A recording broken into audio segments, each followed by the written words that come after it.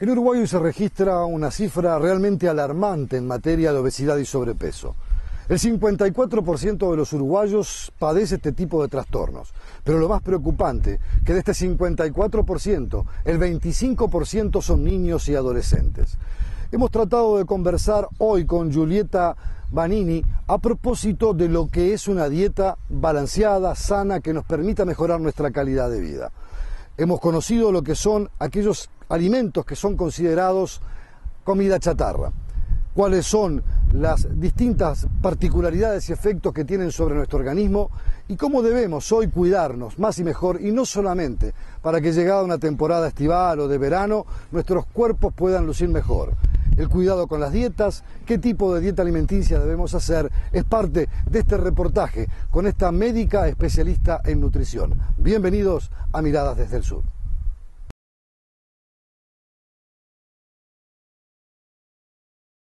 Amigos, hoy estamos tratando uno de los temas tal vez más importantes y claves, que forma parte de esa cultura cotidiana que todos los uruguayos o en el mundo entero tenemos, que es la cultura del cuidado del físico por razones de salud, pero también por razones estéticas.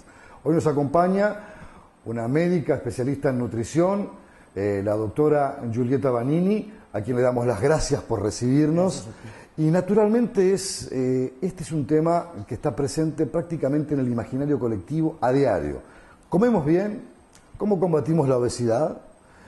¿Qué debemos cuidar de nuestra alimentación para no generar sobrepeso y después trastornos físicos o corporales asociados con la obesidad? ¿Por dónde va este camino, esta ruta? Yo sé que son varias preguntas simultáneas, pero la primera, ¿comemos bien? ¿Nos sabemos cuidar? Bueno, antes que nada, mucho gusto a todos, gracias por invitarnos. La idea es que no comemos bien, en el mundo entero, no en Uruguay básicamente. La elección alimentaria ha ido cambiando y nuestras decisiones han ido modificándose de tal manera que cada vez elegimos alimentos con mayor densidad energética, envasados, con conservantes, con colorantes, y cada vez nos movemos menos. Esas dos patologías de la edad moderna, de la modernización, nos ha llevado a que la obesidad hoy por hoy sea más normal que estar en un peso adecuado. Uno que ha viajado y que ha visto, por ejemplo, siempre me quedó grabado imágenes de Estados Unidos. La comida ligera, eso que llaman la comida chatarra, claro, las hamburguesas, las pizzas y las distintas variantes que se pueden ingerir y que ahora están expandidas en el mundo entero. ¿Qué impacto tienen sobre nuestra calidad de vida y sobre nuestra salud cotidiana? Y bueno, Estados Unidos está dentro de los primeros 7 países de mayor obesidad en el mundo, gracias a esa comida chatarra. Uruguay está en el lugar 21, tampoco es muy bueno. ¿Por qué? Porque cada vez nos occidentalizamos más con ese tipo de comidas chatarra. ¿Qué se le llama comida chatarra? Primero estaría bueno definirlo. Sí, por supuesto. Es aquel alimento que proporciona muy buen sabor, pero muy mala calidad alimentaria, con una densidad energética. Cuando decimos densidad energética, ¿qué decimos? Calorías. Calorías. ¿Ah? Grasas. ¿En base a qué? Las calorías de esa comida chatarra es en base a grasas e hidratos de carbono, pero harinas muy refinadas, porque no hay que decir este alimento es malo porque tiene tal nutriente que es malo. Cuando la sumatoria de los componentes que tiene un alimento, que es el que va a aportar la densidad energética, son calorías en base a grasas e hidratos, sí es dañino para nuestra salud. Cuando hablamos, por ejemplo, de la dieta mediterránea, Esa, sí. ¿Esa cómo es? ¿Cómo se compara? Hablamos, por ejemplo, de ingesta de ensaladas, de frutas, de verduras. Parecen ser comidas más suaves, más cuidadas, más naturales. Cuando nosotros hablamos de la dieta mediterránea, tenemos que primero pensar que se considera patrimonio nacional de la humanidad. ¿Por qué? Porque es la única dieta que ha sido demostrada que con el uso adecuado de una dieta mediterránea se subsanan o se curan algún tipo de patología, que son las enfermedades crónicas no transmisibles, que son por las cuales el 70% de la gente muere. A ver, cuando definimos dieta mediterránea, ¿de qué productos hablamos? ¿Y cómo los combinamos? Bien, exactamente. Hablamos básicamente de consumos de frutas y verduras, ensaladas y postre de frutas, proteínas magras, que significa carnes rojas magras, pescado magro, 2 veces por semana pescado, aceite de oliva como aliño en todas las ensaladas y en los purés de verduras y en las cocciones de los alimentos. Con la sal, por ejemplo, que a veces se habla mucho. Ese es otro tema, claro. La comida debería estar muy poca sazonada con sal. ¿Por qué? Porque la sal no es algo imprescindible para nuestro organismo. La mayoría de los alimentos ya contienen sodio. O sea que nosotros deberíamos educar el paladar desde la tierna infancia a no agregarle sal a la comida. Tú me decías hoy que la única dieta que prueba que no genera enfermedades... Y que mejora enfermedades. Y que mejora algunas. ¿Cuáles son las enfermedades que tenemos que cuidar en nuestra dieta? O por lo menos evitar caer en determinadas zonas que nos pongan en riesgo nuestra salud. Bien, y las arterias, ¿no? La obesidad es una enfermedad inflamatoria. Eso es lo primero que hay que tener como concepto, que mucha gente desconoce. Hay gente que dice, bueno, si estoy gordito, pero soy sano, los exámenes me dan bien y estoy sano. No, no es así. La obesidad por sí misma es una enfermedad, ¿da? Lo define la OMS como enfermedad, desde el año 98 como pandemia. Y es una enfermedad inflamatoria, ¿por qué? Porque va alterando todas las paredes de los vasos sanguíneos. Entonces significa que va a ser una enfermedad que va a determinar enfermedades cardiovasculares, enfermedades metabólicas como la diabetes, enfermedades cerebrales como los accidentes vasculares encefálicos, cardiovasculares, que es nuestra primera causa de muerte, infartos, ¿da? y por alteraciones de los lípidos de las paredes de las arterias, ¿no? Sí. Depósito de ateroscleromas, de aterosclerosis y de placas de ateromas en nuestras arterias. También determinan enfermedades osteoarticulares. Una persona que tiene obesidad o sobrepeso va a sufrir más de las rodillas, de las caderas, de los tobillos, con invalidez futura. Ahora, ¿solo una buena dieta alcanza o hay que complementarlo? No, la dieta es el pilar fundamental y esencial. Una dieta mediterránea, adecuada, pero también hay que tener buena ingesta de líquido. Líquido me refiero a agua. Justamente iba a preguntarte sobre eso.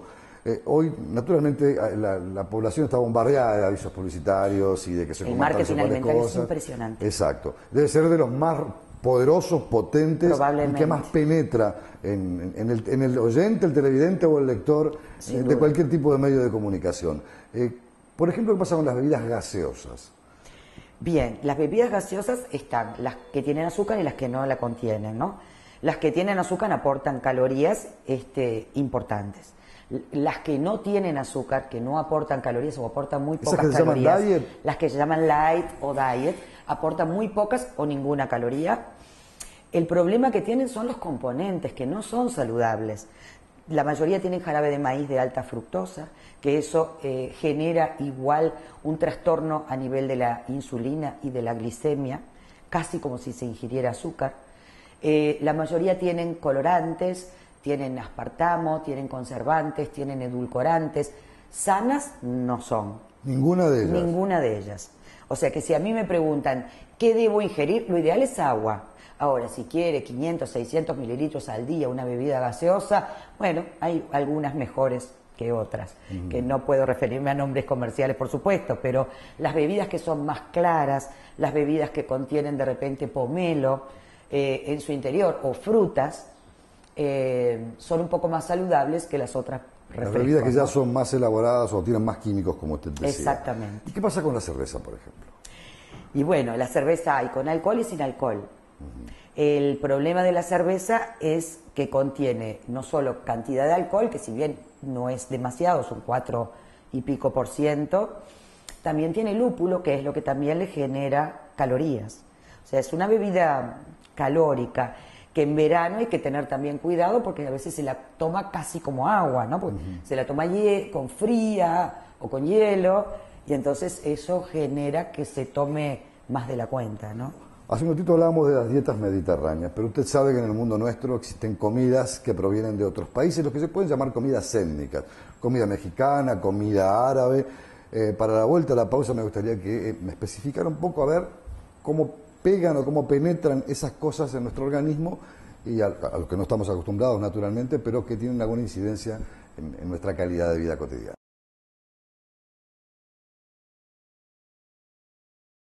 Yo Argentina no la cambio por nada, tiene todo. Tiene mi familia, mis amigos, mi barrio, tiene mis costumbres y tiene Uruguay al lado para irse unos días de vacaciones. En Uruguay te esperan las mejores vacaciones con los mejores beneficios. Prepárate, las vacaciones están al lado.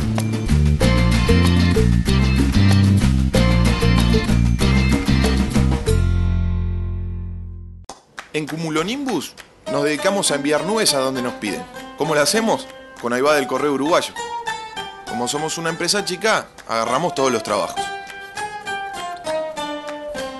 Diseñamos desde nubes decorativas hasta nubes cargadas de lluvia.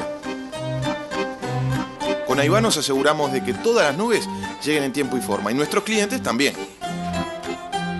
A través de una forma práctica de enviar nuestro trabajo y una forma práctica de cobrarlo. Nubes, arcoíris, sonrisas, envíes lo que envíes, ahí va. Descubrí la forma más moderna, fácil y segura de enviar, seguir y cobrar tus paquetes. Entrá a correo.com.uy y conocelo. El correo uruguayo llega hasta donde quieras. Importa que lo sepas. Es importante que sepas que por ley se protegen los derechos de autor de las creaciones literarias, artísticas o científicas y a sus obras, y es ilícita su reproducción o fotocopiado sin la correspondiente autorización. La librería digital de IMPO cuenta con una serie de libros electrónicos, en principio en materia de derecho, que pueden ser descargados para PC, smartphones o tablets a un precio accesible. Conoce más sobre esta ley en impo.com.uy/derecho de autor. Importa que lo sepas. IMPO, Centro de Información Oficial. Amigos, estamos conversando con la doctora Giulietta Banini, es médica especialista en nutrición, y antes de la pausa yo te preguntaba, ¿qué pasa con las comidas étnicas? Comida mexicana, donde hay mucho picante, donde están las famosas enchiladas y los ajíes, o comida que llega desde otros lugares, como la comida árabe. ¿Cómo son para nosotros ese tipo de alimentos? ¿Tienen beneficios? ¿Tienen contraindicaciones? ¿Ambas cosas? Bien. Primero, el uruguayo no es muy adepto a consumir en demasía ese tipo de comidas. Entonces, cuando algo es puntual, un alimento se ingiere puntualmente, puede tener consecuencias secundarias para el organismo porque no estamos acostumbrados, pero no va a generar una patología de fondo como puede generar la comida chatarra, al cual sí, lamentablemente, el uruguayo se adhirió bastante, ¿no? Sobre todo niños y adolescentes. Cuando comemos pizza y mozzarella, por ejemplo. Pizza y mozzarella. O fainá, que son típicas cosas del o asado, o nuestras pastas de siempre, o nuestros pucheros de siempre. Esa sí es una comida bien uruguaya, que en realidad hay que tomar en cuenta que puede hacerse un poco más saludable o menos saludable. A las del puchero, a las pastas. Voy a ir a las pastas como buena italiana. La pasta se puede usar, pasta de sémola de trigo duro, por ejemplo, en vez de la pasta de harina convencional. Y esa pasta es un poco más saludable porque no hace un aumento del azúcar o de la glicemia luego de la ingesta tan alta como hace una pasta de harina blanca. ¿Ah? Son pastas menos refinadas que mantienen la saciedad por más tiempo y nutricionalmente hablando son más adecuadas, por ejemplo. Pero ¿cuál es el problema a veces de la pasta? La salsa. No la propia pasta. Si usamos una salsa en la cual incorporamos mucha grasa, cremas dobles, ¿no? Crema doble entera, la Caruso. Digo, se puede hacer con una crema doble light, que el sabor es igual y por lo menos disminuimos un poco el tenor de la grasa. Se puede hacer en base a leches o yogur, que también son bastante similares y también se disminuye el tenor graso. Se pueden usar aceite de oliva, pesto o una salsa de tomate liviana y también es muy saludable. Además es cómo cocinemos la salsa a veces o qué incorporemos a la salsa. Ajá. Por ejemplo, frutos del mar. También es excelente, una pasta con frutos del mar y aceite de oliva y un poco de ajo y perejil, que es mejor. Y también otra cosa que hay que tener presente son las cantidades. El uruguayo come mucha cantidad, se sirve mucho en el plato. Eso en países del mundo ya se está cambiando. En Italia, por ejemplo, disminuyó el plato de pasta. Por ley. El plato de pasta en un restaurante es más chico que el que se servía antes, por ley. En Francia las medidas son mucho más pequeñas y ahí vemos una combinación perfecta, ¿no? Comida mediterránea con medidas pequeñas. En España, por ejemplo, pasa lo contrario. Los platos suelen ser muy grandes y ahí hay un primer plato, un segundo plato y después un postre. Exactamente, pero eso es la dieta mediterránea, ¿no? El primo plato, el segundo y el postre. ¿Por qué? Porque el primer plato generalmente va a ser una fibra, va a ser ensalada. Eso es ideal, porque primero comemos la fibra, la ensalada nos satisface, y cuando vamos al plato principal, que es el segundo plato, ya lo comemos más pausadamente, como más satisfechos, y después el tercer plato, que sería el postre, lo ideal sería una fruta. ¿no? Pero a veces lo ideal no se da de la mano con los gustos. Bueno, una ensalada de fruta. No, a veces uno consume un postre graso. Eso es un helado realmente o un bastante tipo de torta. Bastante desaconsejable para una buena digestión, ¿no? Doctora, uno mira a veces la característica de la población, ve gente muy obesa, en distintas clases sociales, porque creo que es un fenómeno que permea por diversas razones. Tal vez haya razones distintas en cada sitio. A veces una buena alimentación también provoca cierto grado de mal desarrollo, malformación física.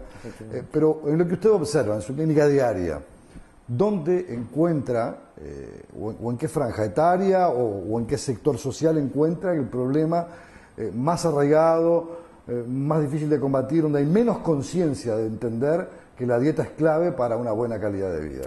Bien, hay dos aspectos. Lamentablemente, en este país, en la niñez y adolescencia, 1 de cada 4 chicos tiene sobrepeso u obesidad. Es decir, un 25% de los chicos tienen sobrepeso u obesidad. En la adultez, en Uruguay, hoy por hoy, hay 54% de la población padece sobrepeso u obesidad. O sea, estamos hablando que es una enfermedad que hay más gente enferma que sana. ¿Ah? O sea, en el año 50, en la década del 50, había un 12%.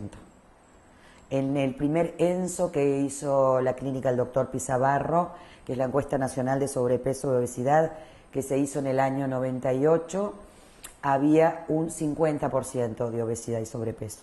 El segundo, que se hizo en el año 2006, ya hay un 54%. Salud Pública hizo el censo también en el año 2006, y como lo hizo restringido a determinadas ciudades y con determinadas características etarias, entre creo que era 17 y 60 años, a Salud Pública le dio un porcentaje de 60% de obesidad y sobrepeso, dentro de los cuales el 25% son niños y adolescentes. Es una cifra altísima y es una cifra muy preocupante, ¿no? Porque es nuestro futuro. Hoy ya se dice que hay chicos, niños y adolescentes que van a morir más jóvenes que sus padres, que van a tener enfermedades de la adultez cuando sean jóvenes. Dícese, por ejemplo, yo veo un montón de chicos de 8, 9 y 11 años que padecen diabetes, hipertensión, alteración en los lípidos, ¿no? Colesterol o triglicéridos altos, como si fueran personas de 60 o 70 años. Y ese es un fenómeno recurrente luego en el tiempo. Y ese es un fenómeno. Un que niño se puede ampliar. Obeso, si no tiene un tratamiento adecuado, va a ser 80% de probabilidades de ser obeso en la adultez. Y en la vida adulta, los padres, los que tienen que tomar conciencia. En la niñez uno tiene que ser responsable 100% de los padres. Y en ese caso, ¿qué pasa? Y bueno, falta de información, por supuesto. Falta de capacitación, come hasta que puedas saciarte, que mientras haya no hay problema, mejor que haya y que no falte, como Bien. se solía decir antes. ¿Va por ahí la cosa? Excelente la pregunta. ¿Por qué? Porque la obesidad es multifactorial. Primero, tiene un origen social muy importante. Creo que si uno analizaba socialmente cómo vinimos, nosotros que somos italianos, por ejemplo, que venimos todos, nuestros abuelos han venido de la posguerra, pero también sucedió con los franceses, con los españoles, con los judíos que han venido de campos de concentración, pasaron hambrunas. Entonces, cuando una generación pasa hambre, a su descendencia lo que le quiere ofrecer es comida, no importa cuál, mucha comida, porque no quiere que pasen lo mismo que pasaron ellos. Exacto. Entonces, eso que fue brindado con mucho amor se transformó en una educación sanitaria en la abundancia. Sin necesidad de pasar hambrunas, porque no se iban a pasar y no se pasaron, de hecho, se les decía, tú no te levantás de la mesa si no terminas de comer, el plato era abundante. La comida no se tira. La comida no se tira. Todo iba para adentro. Teníamos las mamás el hábito también, porque eso se veía, de que no comía nuestro hijo, nosotros limpiábamos el plato y nos lo comíamos porque no se tira. Y entonces pasó a ser la comida un mal social. Lo que tú preguntaste también, muchas cosas juntas, y una de ellas es, ¿hay una diferencia etaria? Sí la hay. ¿Hay una diferencia hoy socioeconómica? No la hay. Hoy el Uruguay padece tanto desnutrición como obesidad. En una misma familia, en una misma casa, uno puede encontrar hambre y exceso de comida. El hambre es producto del cuidado estético, de que mi cuerpo no cambie de forma. No necesariamente. ¿Me reprimo de comer o por descuido? Y bueno, por ambas cosas. Hay dos franjas etarias.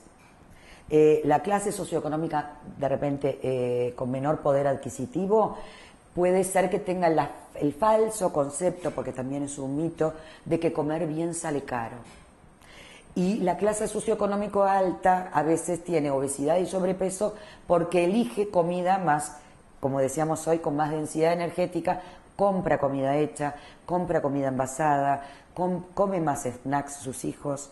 Entonces, hoy por hoy, esos dos fenómenos sociales pasaron a que, tanto en los estratos más bajos como en los más altos, hay obesidad y sobrepeso. Para después de la pausa, el alcohol incide, pesa.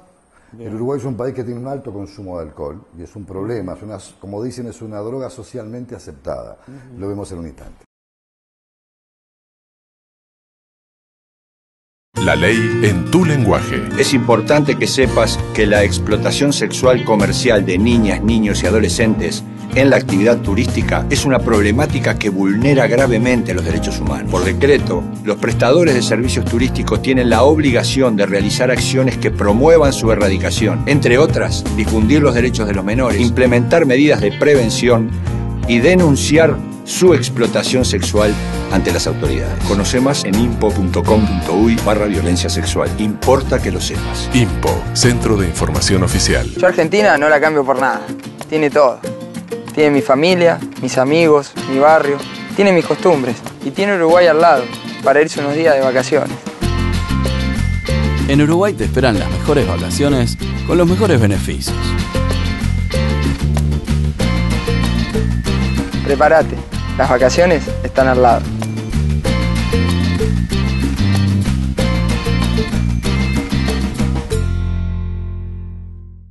En Cumulonimbus nos dedicamos a enviar nubes a donde nos piden.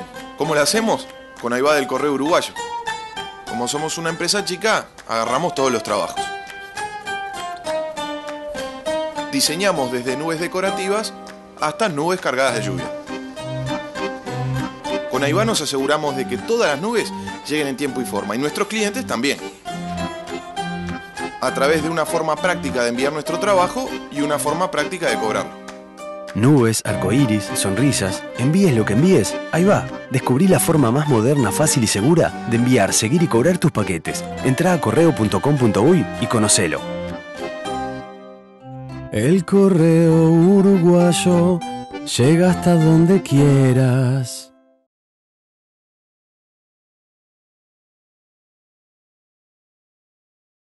Amigos, estamos conversando con la doctora Giulietta Vanini, es una médica especialista en nutrición.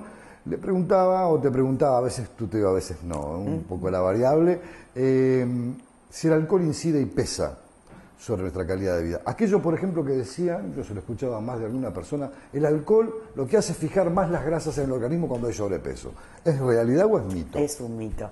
El fijar las grasas se dice como mito porque, bueno, aporta un montón de calorías que se llaman como calorías vacías. ¿Por qué calorías vacías? Porque no otorgan nutrientes.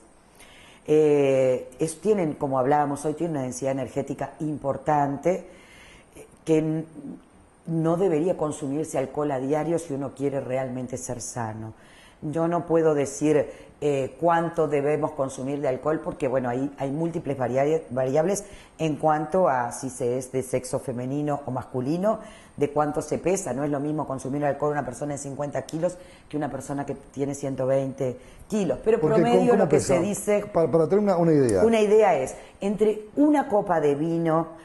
o 250 mililitros de cerveza, o 2 medidas de whisky para la mujer, y 2 copas de vino, 2 medidas o 3 de whisky, y 400 mililitros de cerveza para el hombre. Ese es un promedio. ¿Eso para qué? ¿Para consumir al mes, a la semana? Para consumir, bueno, eso sería lo máximo al día. Pero, yo siempre pongo el pero, dirás tú atrás. Sí, porque la definición de alcoholismo no se hace por cuantía, sino que se hace por frecuencia. Entonces, que es una cosa que discrepo personalmente con la dieta mediterránea, en la cual incluye a la copa o a las 2 copas de vino, ya sea para mujer u hombre, al día como norma. Y por contraparte, la definición de alcoholismo se hace por frecuencia y no por cuantía. Significa que un alcohólico es aquella persona que toma todos los días. Entonces, ¿cómo se entiende esto que la dieta mediterránea diga que hay que tomar o se puede tomar todos los días alcohol? Yo creo que el alcohol no es para todos los días, esto es una opinión personal, que el alcohol se debería dejar para los fines de semana, y hay medidas y hay bebidas que son más saludables que otras. Por ejemplo, en el vino tinto, sobre todo, está comprobado que en la piel de la uva hay una sustancia que es el resveratrol, que es una vitamina importante que funciona como antioxidante. Ese antioxidante vendría a ser como lo que se llama también los ácidos grasos poliinsaturados, o los betacarotenos, todo lo que, o el omega 3, todo lo que se llaman antioxidantes que mejorarían nuestro colesterol. Yo he visto que cardiólogos recomiendan la ingesta de vino. De vino, sobre todo, y tinto.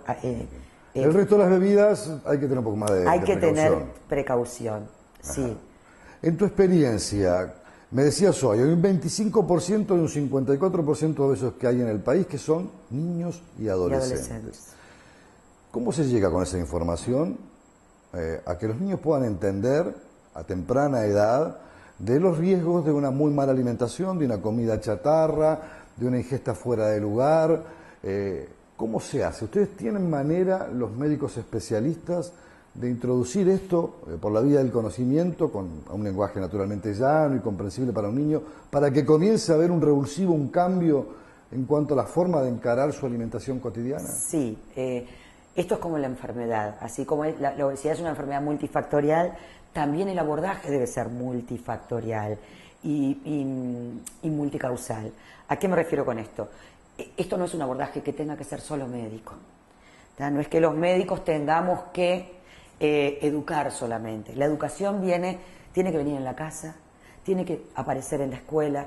Una cosa que se hizo, que fue muy importante, creo que en julio del año pasado o en agosto, por ley se enumeraron qué alimentos puede y qué alimentos no deben estar en las escuelas, en las cantinas de las escuelas. Sobre todo en las cantinas, donde había allí la presencia de papas fritas, maníes y cosas, snacks. Todos los snacks se quitaron de las escuelas. Se hizo una lista de alimentos permitidos o prohibidos. ¿Y el viejo y querido alfajor?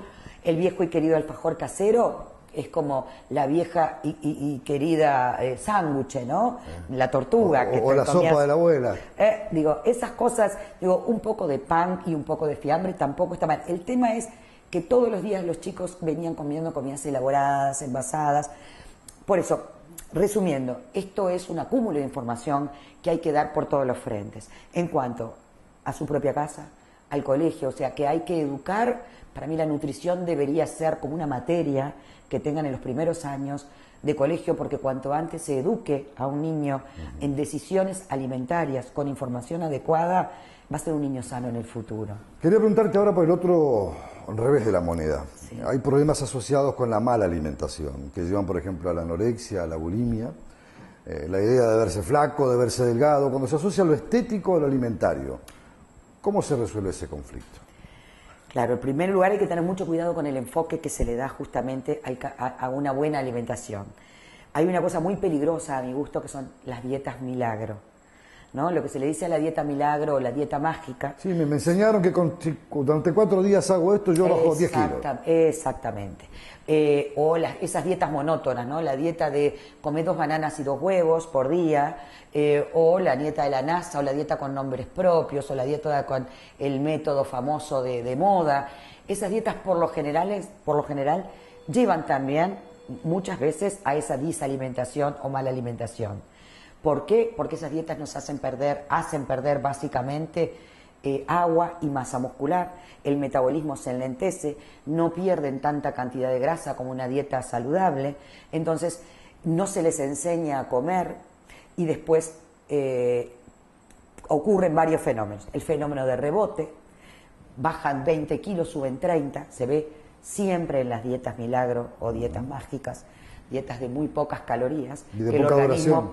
el organismo genera ante las muy pocas calorías, 600, 700, 800 calorías, como hay muchas dietas que imparten ese tipo de calorías, el organismo genera un fenómeno de ahorro de energía. No te olvides que nosotros crecimos como especie con ese fenómeno de ahorro energético, porque nosotros sabíamos que un día íbamos a agarrar un venado como especie, pero no sabíamos si iba a pasar una semana para que pudiéramos volver a alimentarnos. Entonces el fenómeno de ahorro energético está genéticamente determinado en la especie humana. Así crecimos, así evolucionamos. Entonces, si nosotros tenemos una mala alimentación en cuanto a una dieta paupérrima, en cuanto a nutrientes o calorías, muy pobre en base a alguna de ellas, puede suceder con más facilidad también un fenómeno de un trastorno alimentario subsiguiente, dícese anorexia o también bulimia, o también un fenómeno de rebote. Concomitantemente hay mucha presión en los medios, en Uruguay no tanto, pero en nuestros países vecinos sí, de la delgadez en el cuerpo de la mujer, como un canon hoy de belleza. Por suerte en el mundo eso está cambiando, los talles están cambiando, la delgadez extrema, ya hay muchas marcas que no aceptan modelos con índice de masa corporal que determinen delgadez. El índice de masa corporal no es otra cosa que el que surge de dividir el peso sobre la altura del cuadrado. Lo normal es 18,5 a 24,9. Por encima de 25 ya se considera sobrepeso. Hoy, por ejemplo, no se aceptan modelos por debajo de 18,5, que antes no se ponía esa norma. Claro. Desde que apareció la famosa Tiwi allá en los años 60, exacto, con el modelo de delgadez y el pelo corto. Pero digo, fue un poco el fenómeno que impuso la delgadez extrema, la impuso dentro de todo el modelaje, y hoy se tiende a que eso sea sustituido para un ¿Y esta es una consulta peso frecuente aquí en tu clínica? Yo trato básicamente obesidad. Manejo poco la anorexia. Sí manejo la bulimia, porque la bulimia y la obesidad tienen un 35% de asociación, pero la anorexia u otros disturbios alimentarios trato de que se manejen más con psiquiatras. Como última pregunta, para cerrar este primer encuentro, tendremos otro porque es un tema que realmente apasiona y es necesario más dar la difusión. ¿Cuántas ingestas debe tener una persona al cabo del día y cómo debe proporcionarlas, qué debe comer durante esas ingestas? Buenísimo. Debería tener 4 o a lo sumo 5 ingestas al día. Aquello de desayuno, almuerzo, merienda y cena es lo adecuado. Y lo que decían nuestras abuelas, no sé si vos te acordás, desayunar como un príncipe, almorzar como un rey y cenar como un mendigo. Ajá. Eso tiene una base biológica, metabólica súper adecuada. Nosotros necesitamos nuestra energía al empezar el día y necesitamos que luego de las 5 o 6 de la tarde el organismo se prepara para el descanso, entonces metabólicamente gasta menos, ahí empecemos a consumir menos también. Cosa que muchos hombres, sobre todo, hacen al revés. Tienen una comida sola al día en la noche. Y esa es una de las causas de obesidad muy frecuente masculina. ¿También pasa en la mujer? La mujer, por lo general, el comportamiento femenino es la mujer desayuna y el almuerzo es muy frugal. Entonces, la merienda tiene más hambre. Y en la cena también. Doctor, ha sido muy gentil, como dije hace un instante, vamos a tener algún encuentro más adelante, porque son temas que sin duda hay que permanentemente abordarlos y trabajar sobre ellos. Esta es una realidad que nos involucra a todos y ha sido muy clara en cada una de las explicaciones que nos ha permitido conocer de primera mano con su grado de especialización. Muy amable. Muchas gracias a ti por invitarme y realmente es un tema apasionante, súper amplio y vale la pena informarse. Amigos, hasta aquí este reportaje, nos estaremos viendo próximamente en un nuevo encuentro.